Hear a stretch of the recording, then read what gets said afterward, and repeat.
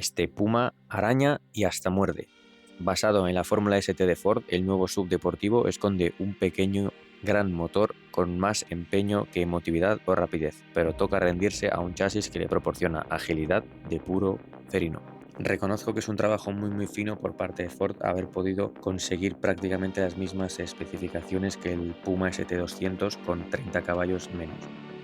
Han hecho una dirección recalibrada con 11,4 a 1 de desmultiplicación para 1,9 vueltas de volante, firme y muy precisa en su tacto para conseguir sacarle todo el jugo posible a las Continental Sport Contact 7 que lleva ese.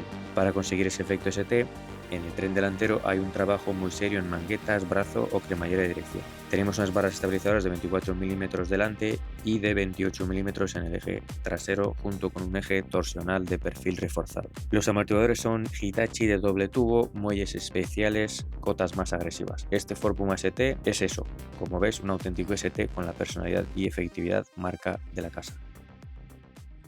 ¿Qué pasa, chavales? Bienvenidos de nuevo a un nuevo vídeo. Ha pasado bastante tiempo y os traemos, seguro que diréis, ¿es el mismo coche? Pues no, es el Puma ST, pero el Power Shift es microhíbrido de 170 caballos. Y la pregunta que todo el mundo se hará seguramente es, ¿por qué han bajado de uno de 200 caballos a uno de 170? Pues la respuesta es, sinceramente, sonará mal, pero es porque estamos en Europa y porque estamos con la contaminación, el consumo y todo lo demás. Ya comentaba en el vídeo de la Raptor, ¿no?, que estamos viviendo una situación en Europa en la que nos creemos que vamos a poder salvar el mundo y vamos a intentar no contaminar más.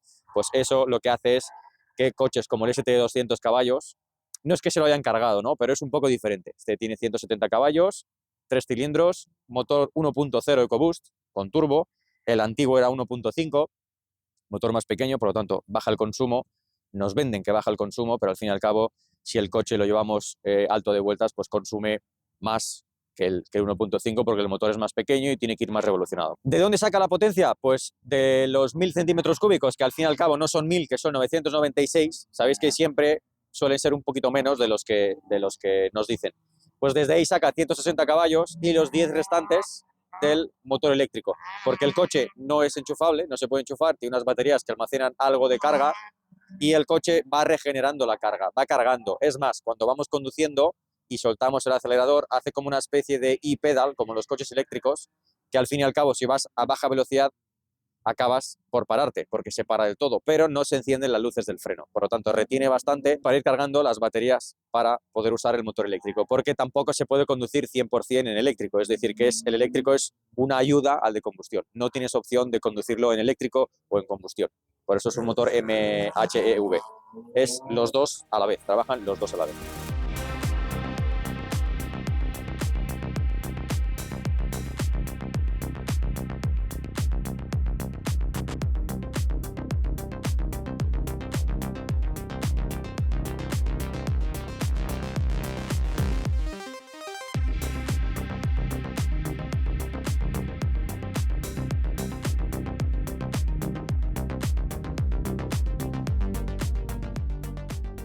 Bueno, chicos, vamos a empezar por aquí delante, aunque poco tenemos que contar, porque es todo igual que el ST200, menos que pesa 44 kilos más del motor eléctrico, de las baterías y de la caja de cambios. Porque el coche se llama Power Shift por la caja de cambios. Es la caja de cambios la que se llama Power Shift, que es una caja de cambios automática de Ford.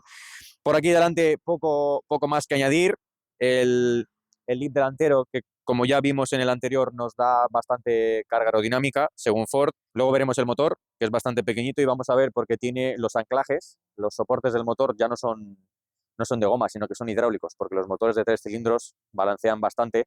Ahora cuando abramos el motor arrancado vais a ver que balancea muchísimo, pero si tocas el coche, el coche no vibra nada, lo notas súper liso, ¿no? Por esos amortiguadores hidráulicos que tienen los soportes para no transmitir esa vibración, que luego también se puede observar en el escape. El escape vibra bastante y el coche no.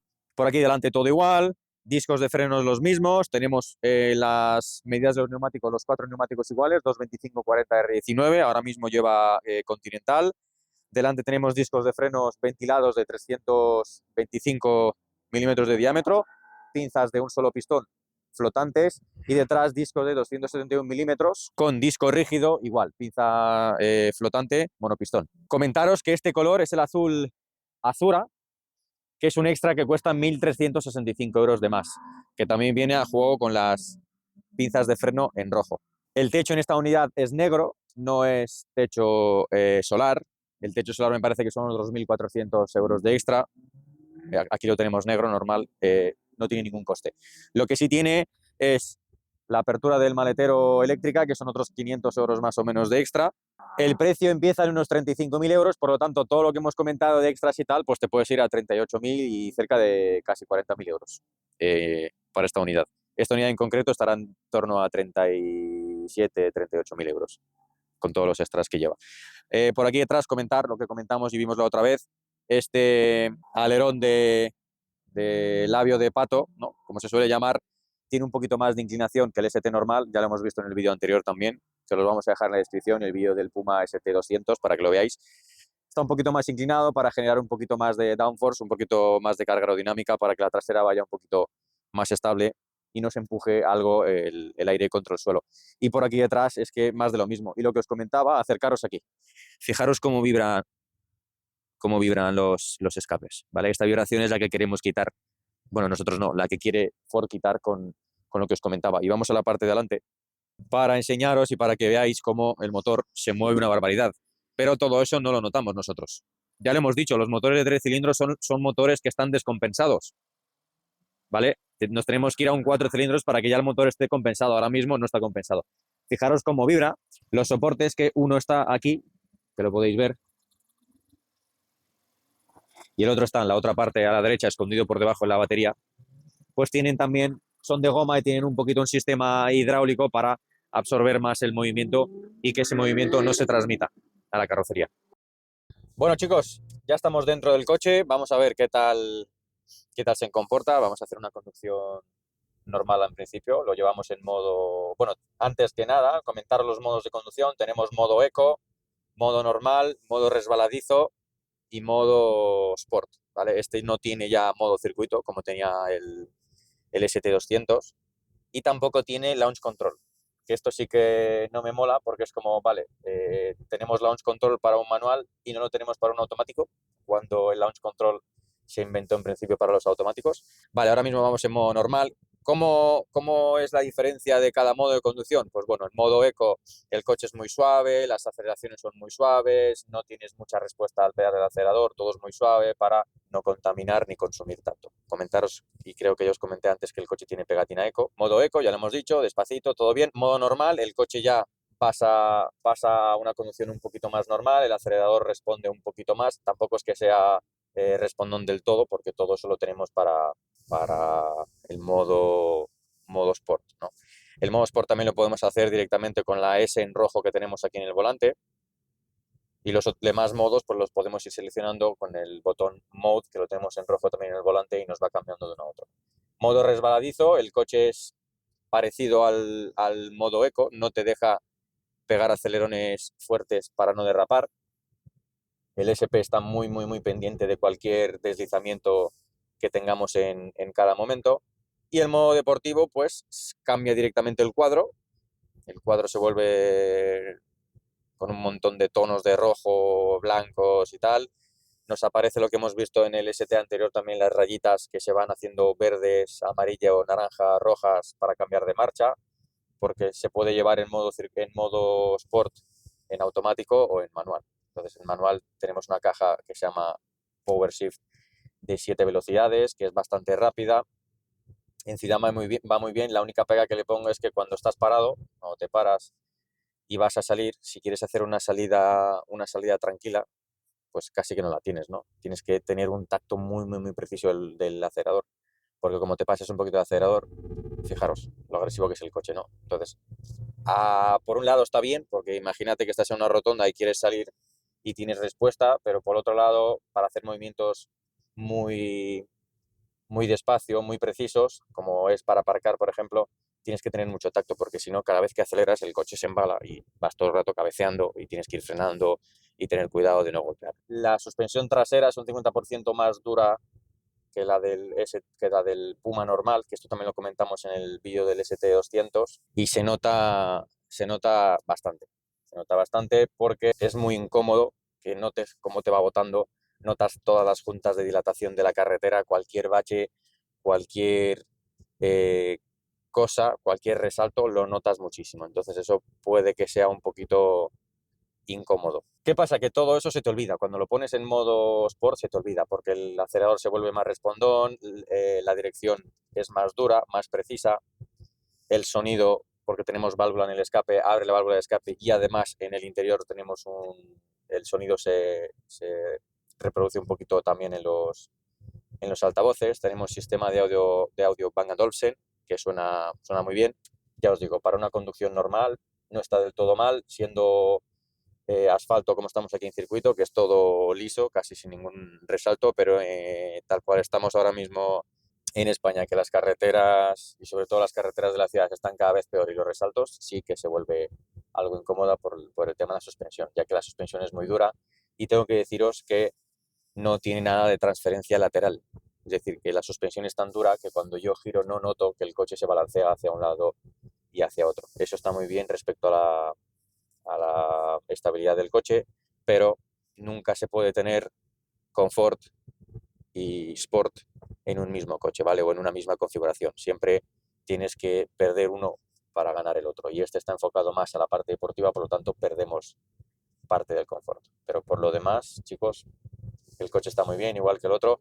Y sobre todo, la gran pregunta, ¿no? ¿Se nota mucho esa pérdida de 30 caballos? No se nota mucho. Se nota a lo mejor cuando estás subiendo en 5.000, 6.000 vueltas, el ST200, sí que notabas que ahí todavía tenía un poquito de nervio y este como que ahí le falta un poco más, ¿no? Porque el motor eléctrico le ayuda muchísimo en bajas, no tanto en altas. Tiene una velocidad máxima de 210 kilómetros por hora y un 0 a 100 de 7,4 segundos. Por lo tanto, para 170 caballos está muy bien.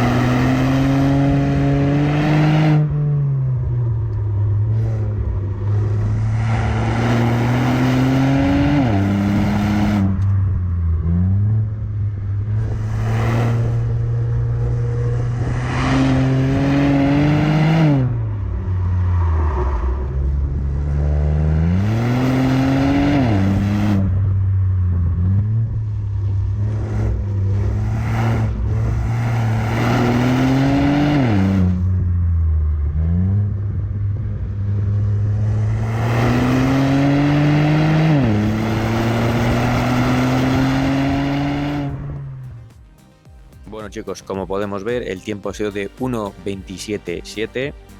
No es nada mal tiempo comparado con el Focus ST, son 4 segundos más, pero tenemos que tener en cuenta que el coche tiene menos caballos y sobre todo que la pista estaba mojada, no. Lo siguiente, ya habéis visto que estaba llena de charcos, cada curva con peralte o con algún bache había charcos, pasábamos por el agua, saltaba el agua, el coche subviraba muchísimo, perdía un montón adherencia en el tren delantero y luego había curvas bastante rápidas en las que seguramente habéis visto también que sobreviraba.